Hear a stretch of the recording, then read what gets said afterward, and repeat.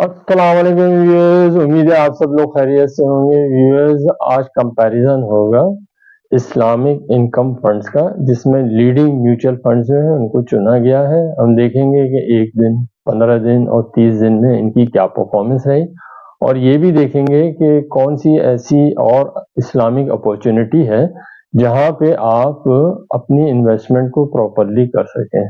तो हमारे साथ मुस्तफ़ा साहब हैं, देखते हैं उनके पास क्या तफसीलात हैं। जी मुस्तफ़ा साहब। अस्सलाम वालेकुम। उम्मीद है आप सब लोग खैरियत से होंगे। जैसे खालिद साहब ने बताया कि आज हमारा मौजू है इस्लामिक इनकम फंड। इसमें हम कंपेयर करेंगे कि लीडिंग जो म्यूचुअल फंड्स हैं उनके क्या रिटर्न रहे हैं। इसमें मैं आपको बता दूं कि इसमें जो सबसे बड़े म्यूचुअल फंड्स हैं उनके रिटर्न इतने अच्छे नहीं रहे हैं। जो मशहूर जमाना है उन फंड्स के रिटर्न इतने अच्छे नहीं है, वो मैं आपको आगे जाके बताऊंगा। तो इसमें सबसे पहले मैं आपको जो बताऊंगा वो 1 डे का रिटर्न होगा, फिर 15 डेज का रिटर्न होगा और फिर 30 डेज का रिटर्न होगा। तो इसमें हम शुरू करते हैं। तो नंबर 1 पे जो इसकी रैंकिंग आ रही है वो फैसल इस्लामिक इनकम प्लान 3 की आ रही है नंबर 1 पे।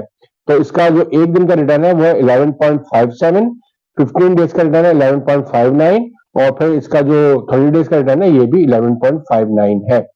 अब इसका नंबर 2 पे जो आ रहा है वो अल हबीब इस्लामिक सेविंग फंड आ रहा है। अच्छा, मैं ये आपको बता दूं कि ये जो रेट मैंने आपको पहला वाला बताया है ये 4 फरवरी के रेट है और ये अल हबीब इस्लामिक सेविंग फंड के जो है ये 3 फरवरी के रेट है। तो इसका 1 डे का जो रिटर्न है वो है 11.83 और इसका 15 डेज का रिटर्न है 12.20 और इसका जो 30 डेज का रिटर्न है वो है 11.56। नंबर 3 पे जो आ रहा है वो आ रहा है NBP Riba free saving fund और इसका रेट है 1 फरवरी का। तो इसका जो 1 डे का रिटर्न है वो है 10% और जो 15 डेज का रिटर्न है वो 11.05% और जो 30 डेज का रिटर्न है वो है 11.18%। अब हम आते हैं चौथे फंड के ऊपर। चौथा फंड फिर जो है आपका वो फैसल इस्लामिक का ही है, Faisal Islamic saving growth fund. तो इसका जो 3 तारीख का मैं आपको बता रहा हूँ रिटर्न, तो वो है 12.08, 15 डेज का रिटर्न है। 1 डे का रिटर्न है 12.08, 15 डेज का रिटर्न है आपका 16.83 और 30 डेज का रिटर्न है 10.93। फिर हम आते ही तो नंबर आता है 5वें पे एनबीपी इस्लामिक सेविंग फंड। इसका जो हम रिटर्न बता रहे हैं ये है 2 तारीख का, 2 फरवरी का। तो इसका जो 1 डे का रिटर्न है वो है 9.42, 15 डेज का रिटर्न है 10.45 और जो आपका 30 डेज का रिटर्न है वो है 10.95। छठे नंबर पे आपका आ जाता है अल फलाह इस्लामिक सेविंग फंड। इसका मैं 3 तारीख का रेट बता रहा हूँ। 3 तारीख के जो रेट है वो 18.83 है और फिर 15 डेज का जो रिटर्न है वो 8.74 है और 30 डेज का रिटर्न जो है वो है 10.92। अब मैं आता हूं आपके 7th नंबर पर। तो 7th नंबर आपका एबीएल इस्लामिक सोवरेन फंड है, प्लान 1। इसके मैं रेट बता रहा हूँ 3 तारीख के। 3 तारीख का जो एक दिन का रिटर्न है वो है 10.59, 15 डेज का रिटर्न है 10.31 और जो आपके 30 डेज का रिटर्न है वो है 10.88। फिर आपके 8वें नंबर पे हम जा रहे हैं। 8वां नंबर है आपका अलमीन इस्लामिक इनकम फंड। ये भी 2 तारीख के रेट में आपको बता रहा हूं। जो उसका 1 डे का रिटर्न है वो 10.18 है, 15 डेज का रिटर्न आपका 10.20 है और जो आपका 30 डेज का रिटर्न है वो है 10.47। अब मैं आपके आता हूँ 9th और 10th पे। ये दोनों फंड जो है 9th और 10th जो हमें लेने पड़े इसलिए कि ये इसकी जरूरी था।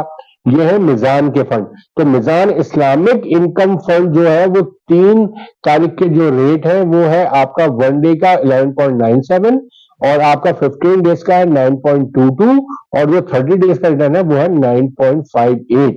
और जो इसमें सबसे टॉप का जो है मशहूर जो फंड है आपका मिजान सोवरेन फंड, इसका 10वां नंबर है और इसके रेट भी मैं आपको 3 तारीख के बता रहा हूं। जो कि एक दिन का रिटर्न है 8.54, 15 डेज का रिटर्न है 9.02 और जो 30 डेज का रिटर्न है ये है 9.44।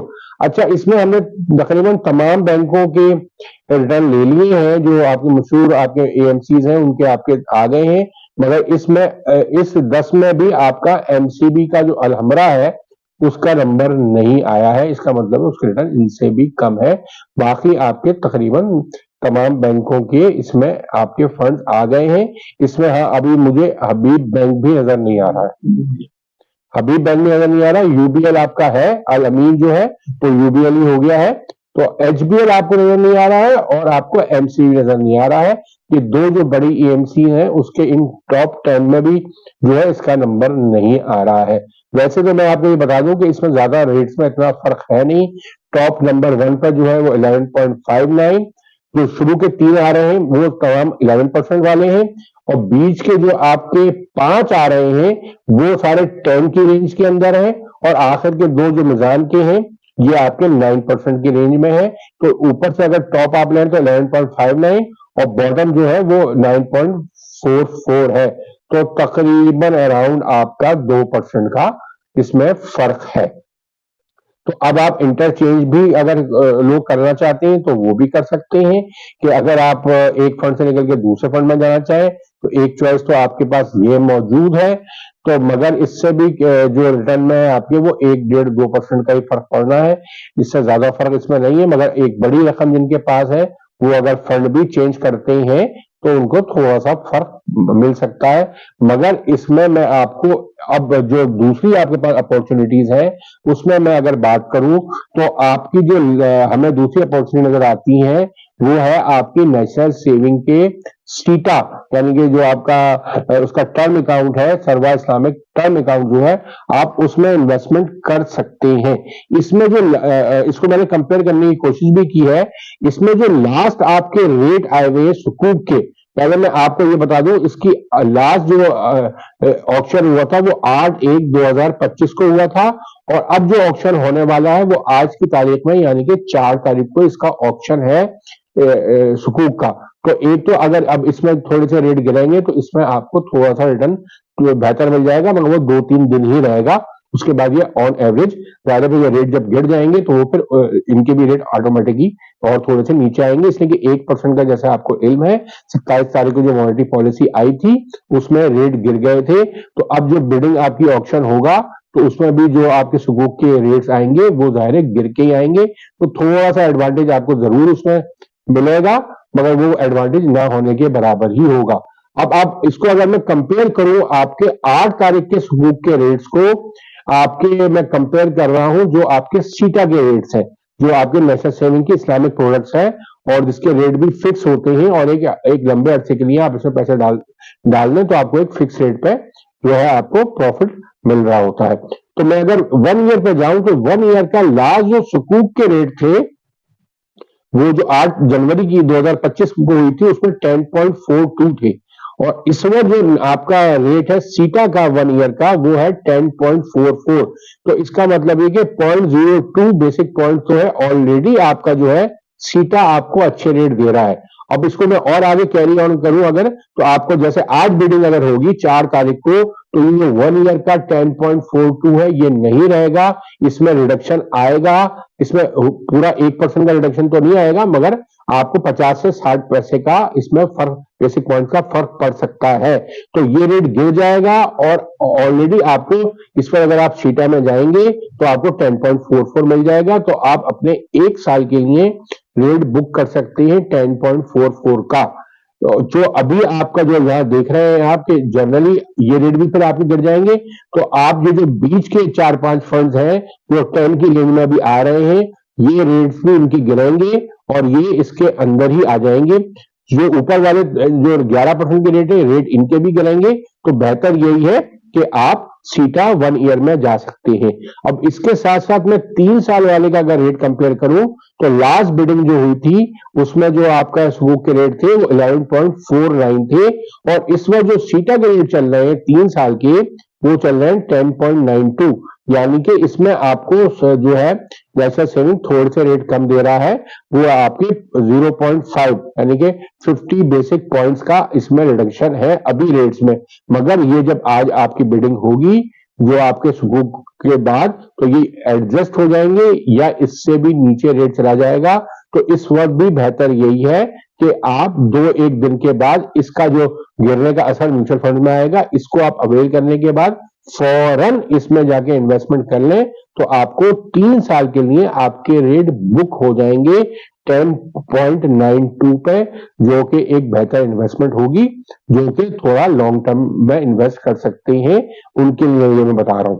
अब मैं जाता हूँ 5 साल के लिए, तो 5 साल के रेट जो इस लास्ट सुकूक के आए हुए हैं वो है 11.99 और जो आपको सीटा दे रहा है 5 साल में वो दे रहा है 11.52। तो इसका मतलब है इस वक्त वो सीटा में आपके रेट कम है मगर वो सिर्फ 0.47 के रेट कम है यानी कि 47 बेसिक पॉइंट्स के। तो जैसा कि मैंने ऊपर तस्करा किया कि जब आज की बिडिंग 4 तारीख की जब होगी, ऑक्शन होगा, तो ये रेट भी उससे नीचे चले जाएंगे। तो ये 47 पैसे का फर्क भी खत्म हो जाएगा, बल्कि ये आपके सीटा के रेट पॉजिटिव हो जाएंगे, ये आपको उससे ज्यादा रिटर्न दे रहा होगा। तो आप इसको भी अवेल कर सकते हैं, इन रेट सीटा में जाके अपने फंड्स को लगा सकते हैं, 5 साल के लिए रेट बुक कर सकते हैं। सीटा में जैसे आपको पता है 5 साल में रिटर्न जो है आपको हर महीने मिल रहा होता है और 3 साल वाले में 6 महीने पर रिटर्न मिल रहा होता है और 1 साल वाले में आपको ऑन मैच्योरिटी मिल रहा होता है। तो ये मैंने आपको एक ऑप्शन दे दिया है कि अगर आप चाहें तो आपके पास अगर पैसे 1 साल के लिए तो 1 साल में जा सकते हैं, 3 साल के लिए तो 3 साल में जा सकते हैं, 5 साल के लिए तो 5 साल में जा सकते हैं और अपने रेट को फिक्स करा सकते हैं। रोज रोज आपको रेट देखना, रोज रोज रिटर्न को देखना से बेहतर ये है कि आप इसमें कन्वर्ट हो जाएं। और खास तौर पर ये जो मिजान के रेट तो ऑलरेडी काफी 2% का फर्क है, ये तो ऑलरेडी काफी नीचे के रेट है। ये तो उस वक्त अगर आप इसमें पैसे डालते हैं तो वैसे भी आपको इसमें 1-1.5% का फर्क तो वैसे ही नजर आ रहा है कि आप अगर 10.44 है तो यहाँ आपको 9.22 का रेट 9.58 का रेट मिल रहा है आपको 30 डेज में भी देखें, या दूसरे में आपको सोवरेन फंड में 9.44 का मिल रहा है और यहाँ 10.44 मिल रहा है, तो आपका 1-1% का फर्क तो यहाँ वैसे ही आपको नजर आ रहा है। अच्छा, इसके अलावा आप लोगों को अब जो इस्लामिक के शेयर्स हैं आपके, इसकी तरफ भी रुजू करना चाहिए। अगर आप ज्यादा रिटर्न चाहते हैं तो डिविडेंड यील्ड जिन शेयर्स में अच्छी है उनमें भी आप इन्वेस्ट कर सकते हैं, उनमें भी आपको 10, 11, 12% तक की यील्ड मिल सकती है, मगर जाहिर है उसमें रिस्क है। उसका प्रिंसिपल अगर शेयर प्राइस गिरती है तो आप अगर बेचने जाएंगे तो जाहिर है उसमें आपको लॉस होगा, मगर लॉन्ग टर्म में अगर आप इसको लेके रखते हैं तो आपको डिविडेंड भी मिलता रहेगा और आगे जाके आपकी प्राइस एप्रिसिएशन भी होगी तो आपको कैपिटल गेन भी होगा। एक ये भी एक हो सकता है कि आप इसको भी देखें। फिर आप इस्लामिक के बैलेंस फंड को भी देख सकते हैं, इस्लामिक के इक्विटी म्यूचुअल फंड्स को भी देखा जा सकता है। अब ये आपके ऊपर डिपेंड करता है कि आप किस टाइप के इन्वेस्टर हैं। अगर आप थोड़ा बहुत रिस्क ले सकते हैं तो आप वहां भी जा सकते हैं। इसके साथ साथ मैं आपको एक और प्रोडक्ट के बारे में बता चलूं, REIT real estate investment trust जो है, इस पे हमारी वीडियो ऑलरेडी मौजूद है। इसको भी वीडियो को आप जाकर देखें, समझने की कोशिश करें। अगर ये चीज समझ में आती है तो आप इसमें भी इन्वेस्टमेंट कर सकते हैं, इसमें भी एक मुनासिब रिटर्न मौजूद है, आप इसको भी देखें। और अगर कोई चीज समझ में नहीं आती है तो आप हमसे रुजू कर सकते हैं, हमसे पूछ सकते हैं। इसके साथ साथ मैं आपकी इस वीडियो का तो इख्तिताम करता हूं, मगर आपको जो हम एक मैसेज देते हैं कि हमारी मेंबरशिप जो है वो ओपन है। आपको अगर वो मेंबरशिप लेना चाहें तो 12,000 रुपए साल में आपको मिल सकती है। तो आपके तमाम सवालों के जवाबात, कहाँ इन्वेस्टमेंट करनी चाहिए, कौन सी अपॉर्चुनिटी बेहतर है, कौन सा म्यूचुअल फंड बेहतर है, म्यूचुअल फंड से निकल के कहाँ जा सकते हैं, इसमें क्या बेहतरी हो सकती है, इन तमाम सवालों के जवाबात आपको दिए जाएंगे।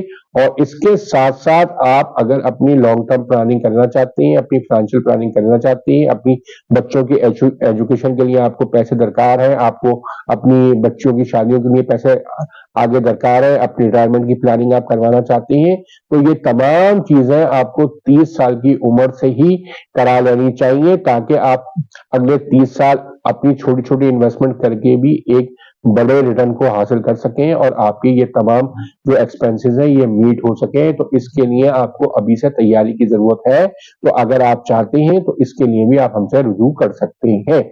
इसके साथ ही अपनी इस वीडियो का हम इख्तिताम करते हैं कि आप हमारे चैनल को सब्सक्राइब करें, लाइक करें, लोगों से शेयर करें, ताकि लोग इससे ज्यादा फायदा उठा सकें। इसके साथ ही खुदा हाफिज। खुदा हाफिज।